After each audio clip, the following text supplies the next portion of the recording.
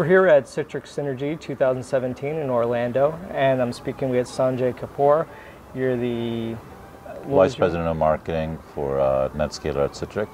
Great. And can you tell me a little bit about your role at Citrix? Yeah, so I am responsible for demand marketing as well as creating programs for our sales and partner teams for the complete application networking portfolio at Citrix. That includes 4 components: so application delivery controller, our gateway product, our SD-WAN product, and the mass product.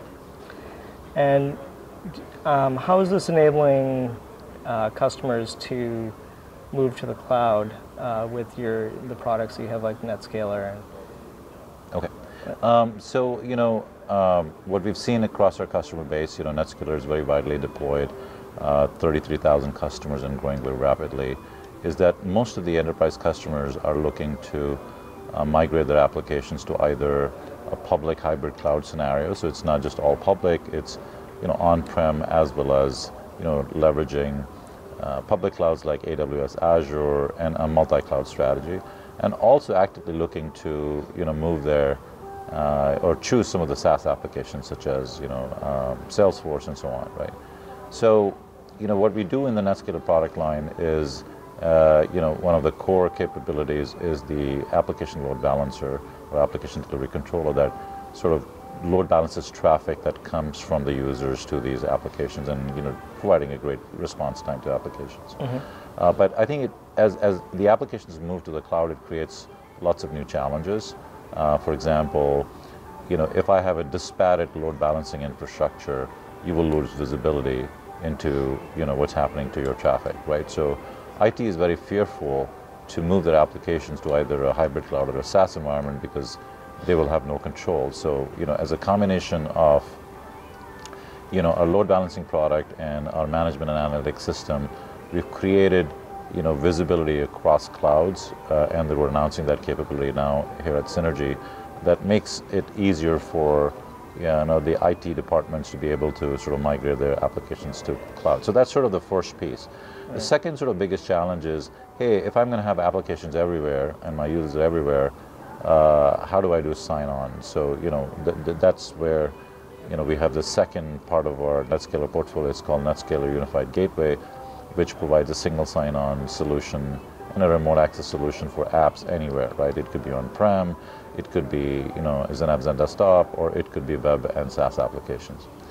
The last piece of the portfolio is that as you think of migrating your applications to, let's say, a public cloud environment, or you're choosing a SaaS application, the access to public cloud and SaaS is through the internet. It's not over your wide area network where you can guarantee anything, right? So that's where our SD-WAN product line comes in, where we basically bond the 2 internet links to internet and then enable a reliable delivery of those applications and a secure delivery of applications, whether they are in the public cloud or they are in the SaaS. So if you sort of take all these pieces together, we believe we are the only vendor in the marketplace that from an application networking perspective that actually has an end-to-end solution to enable customers to migrate their applications to public cloud and SaaS. Now, we've heard a lot about the adoption of IoT. Can you tell me a little bit about what you guys are doing with IoT?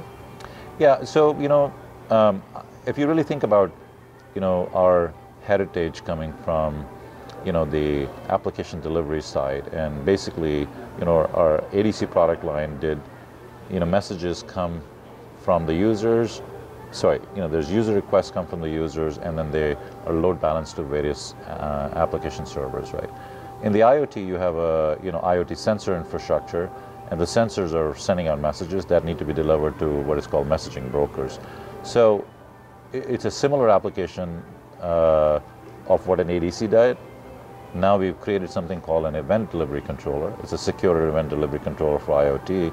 So leveraging that same principles, the only difference is that the protocols are different. So there's something called an MQTT, which is a messaging protocol for IoT. And the biggest application we've seen this, and we have a few customers in the transportation and in the car industry, right, automobile industry.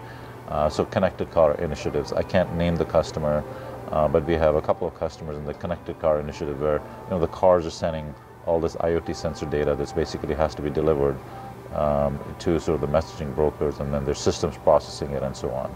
So that's sort of you can think of it as in IoT space, there are a lot of similarities what we do for applications in enterprise, moving basically user requests to applications. Here you're moving sensor messages to messaging brokers so they can be delivered for processing and so on. Right.